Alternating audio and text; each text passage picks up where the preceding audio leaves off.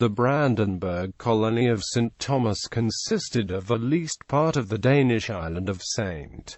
Thomas. History. In the 17th century, the Holy Roman Empire Margraviate of Brandenburg had several African colonies, including Brandenburg, Gold Coast and Arguin, which were involved in the slave trade.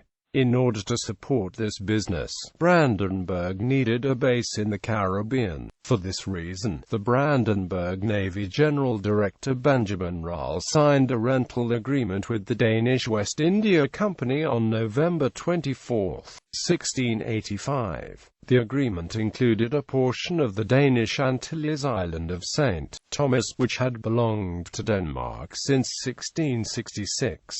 The ownership of the island would belong to the Danish king, but Brandenburg was granted the right to use the land. In 1693 the Brandenburg section of St. Thomas was seized by the Danes without any resistance or repayment. With the end of the Brandenburg African colonies, there was no need to maintain a presence in St. Thomas, and the town completely passed from Brandenburg control. Slave trade. The agreement between Brandenburg and the Danish West India Company included a number of sections on trade, primarily on slaves. They agreed that for 30 years a limited free trade would apply.